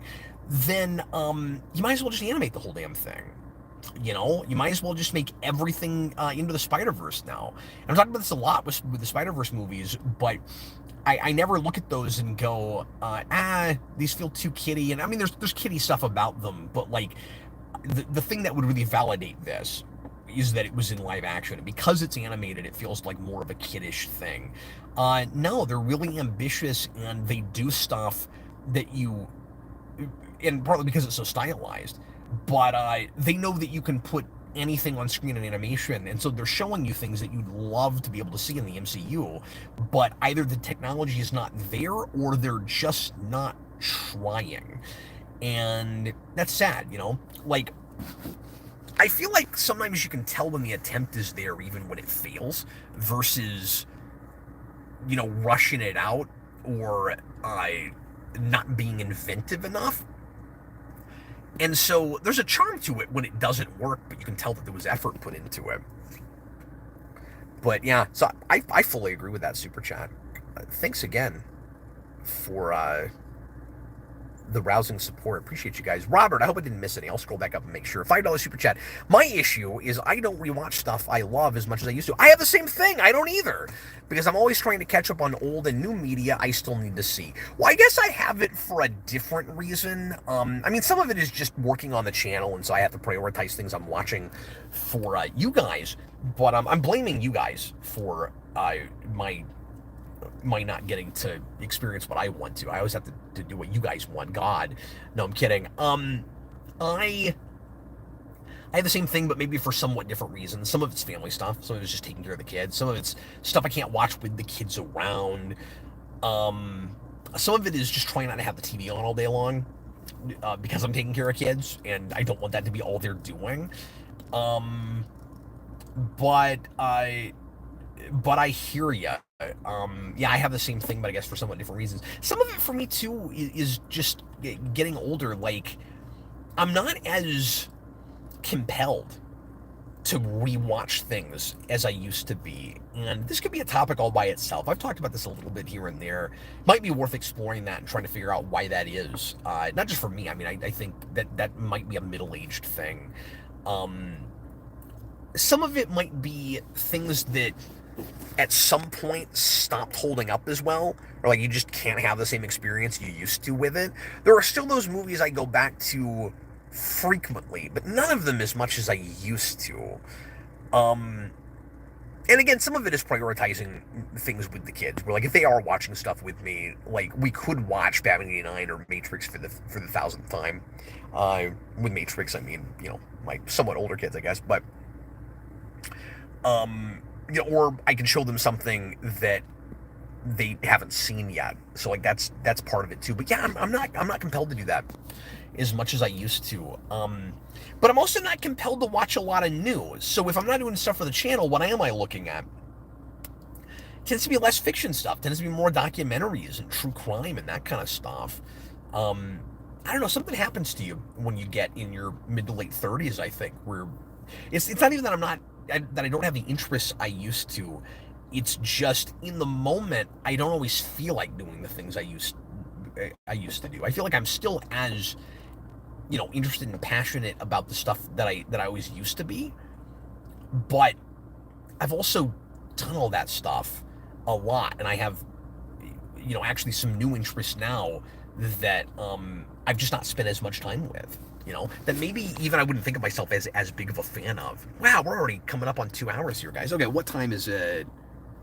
It is just after 8. I tell you what, I'm going to run this out to 2 hours. And if there are still cool questions and super chats at that point, I'll go a little bit longer. AMC, oh good, I still have a good 10 years. Well, and keep in mind, everybody's different. I'm just explaining my own personal situation. I think being married and having kids makes a big difference. If you're still single or you're married and you don't have kids, your experience will probably vary. But your experience will vary anyway because you're a different person with a different background and different interests and sensibilities. And maybe you're a real introvert. Or maybe you're more of an extrovert than I am. Robert, I can certainly share some Christmas and horror movies I'll annually watch in the fall and winter because it's tradition. Yeah, no, sure, I have that too. Yeah, what movies do I still... Yeah, let me think for a minute. What would be the three to five movies that I rewatch the most? Like Matrix is definitely one of them. Field of Dreams is in there. I still watch that probably once a year or so.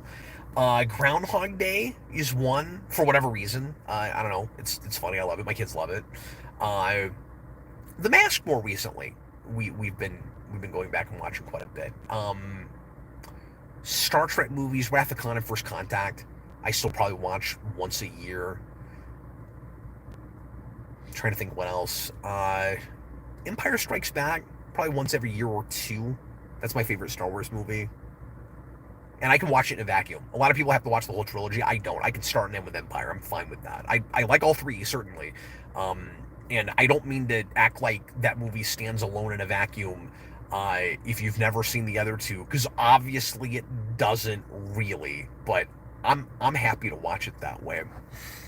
Robert, oh, you know what? I have that with Galaxy Quest too, Robert. I do watch that quite a bit.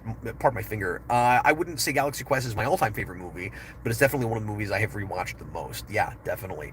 My wife goes back to Spaceballs all the time, and Return of Captain Invincible. We watch a lot.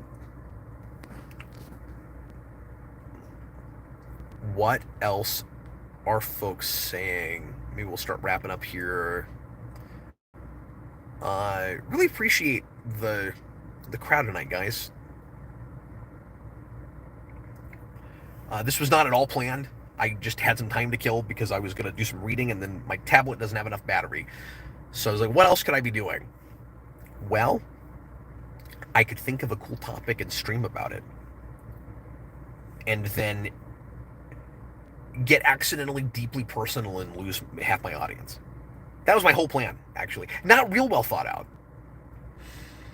Dan said, honestly, I just dislike people who think there are no good movies out there. Yeah, that's fair. But again, I really sympathize with how you can get there, because if you get, and if you're talking about new stuff, if you get burned enough, it really feels that way. Or if you just see enough stuff that aren't to your sensibilities, whatever, personal, political, whatever, it may be that that there doesn't seem to be enough variety, that there's anything out there for you. I'm hesitating because once again, I don't want to get into a real, political place with all that, but I think there are people that feel that way, where they're like, nothing just seems to be for me. I know my wife is kind of like that, because things have gotten, again, a lot of the smarter stuff has just gotten a lot darker and rougher for her taste. And so things that, we had a conversation about this yesterday, like things that she would otherwise really appreciate subject matter-wise, she just can't look at because it's too raunchy or too vulgar. And she said a thing that made a lot of sense that I hadn't thought about before. She was like, a lot of stuff I'd read in a book, I just don't want to look at it. I'm like, yeah, that's fair. Robert, plenty of modern spectacle movies look terrible, don't get me wrong, but every once in a while we get a movie I love, like Godzilla -1 or Doom Part 2. Yeah, no, absolutely.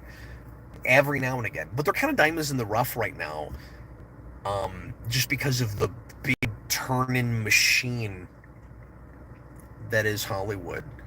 Dan Schneider, I used to be excited to see stuff I love made into movies, not because it validates it, sure, but I wanted to see what I imagined brought to life. Now I'd rather see it animated. Yeah, well, and to be fair, this was a problem when I was a kid too, where you'd get excited about a property getting brought to screen, and then the people making it were playing it, either playing it too safe for general audiences, didn't understand or care about the material, or didn't have the resources to really do it justice.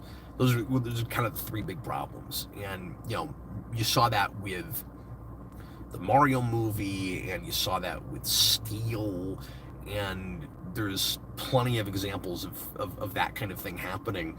So, you want it to be close enough to the original premise and spirit of the thing that you feel like you're getting a real honest-to-God adaptation.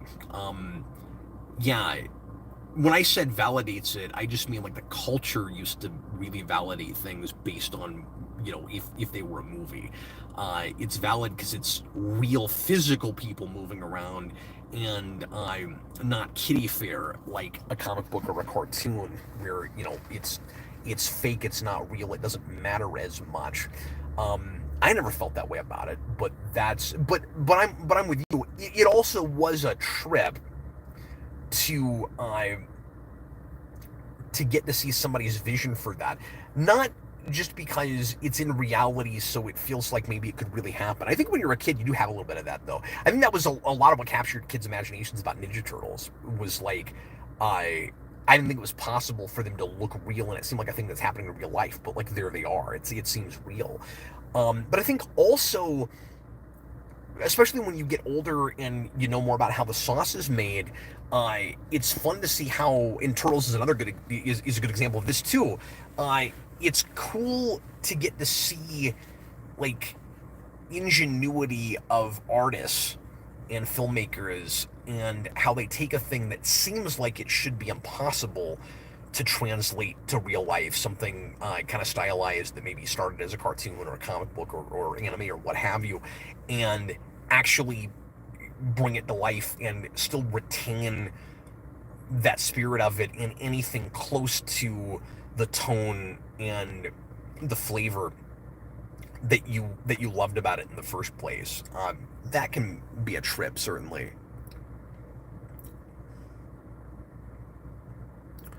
Mature, only the great stand the test of time, and so that colors our ideas about the quality of any given time period. That's absolutely right. Yeah.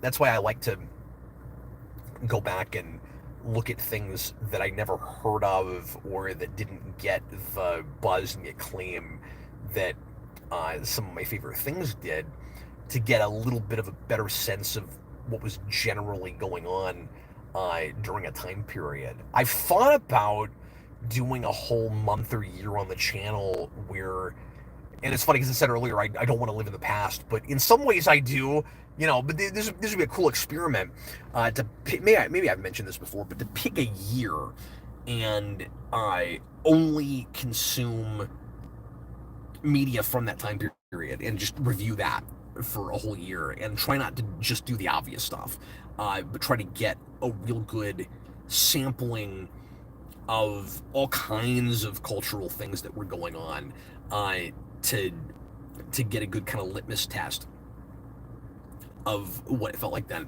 I saw a cool YouTube video. I don't remember the channel, so I can't direct you guys to it. But I saw a cool video where a guy did that, and it was only like a 7 or 8 minute video, but he did an experiment where he consumed nothing but stuff from 1 year, and I can't remember what it was. I think it was some year in the 80s or something. And it was a comedic video where he was also trying to like live life like that also. But there were some cool insights in that too. Okay, guys, I'm gonna go ahead and wrap up here, I think. Dan Schneider, I get it's a little about being older, but it feels like they aren't even trying now for live action adaptations. Yeah, I hope that starts to change as you're gonna have to get more competitive with less money to keep movies going, at least when box office is the main concern. We'll see what it does to streaming. Robert, that's the trade-off with getting so much new stuff out at once. Fandoms are more fractured. We don't see as much water cooler talk, must-see television. Yeah, and I've talked about that a lot. That is also, and I should have talked about that earlier maybe too, but that's a thing that I really missed. Or that I really miss about the 90s is a lot of us were seeing the same stuff.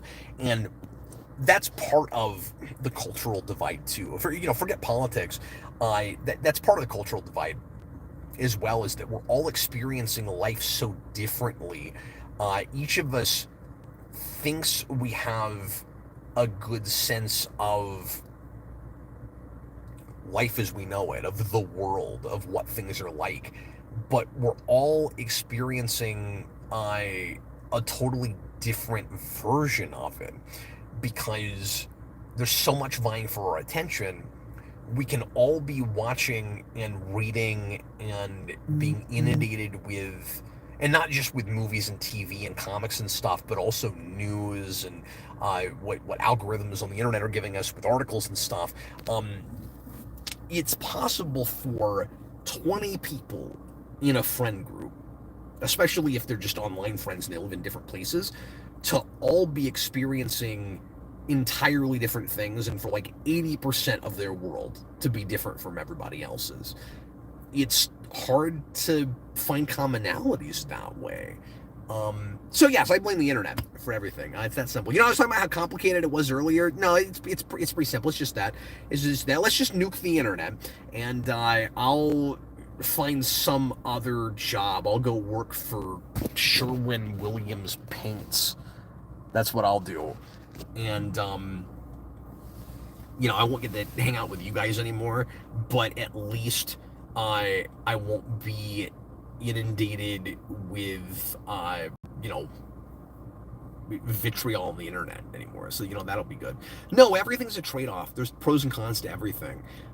Sometimes I wish that the cultural phenomenon that is social media had never happened.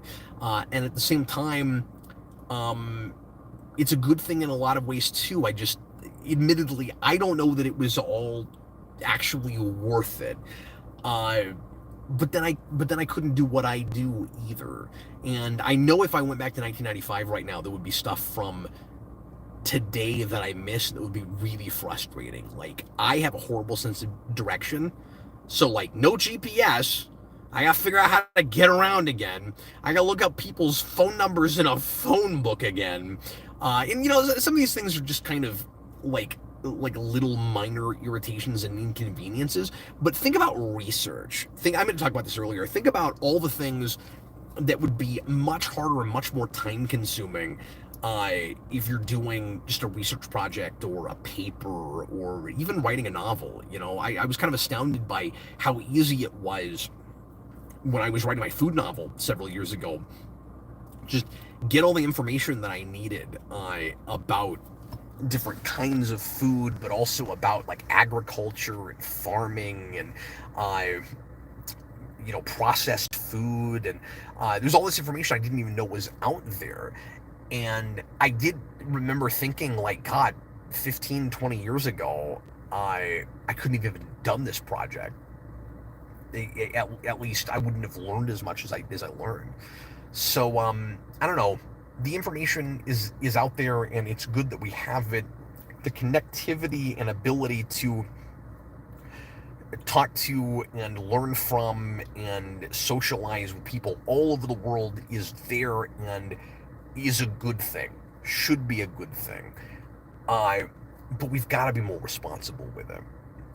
We've got to see the forest for the trees and understand the way it's changing us and make the appropriate personal adjustments. I'll just soapbox for a second.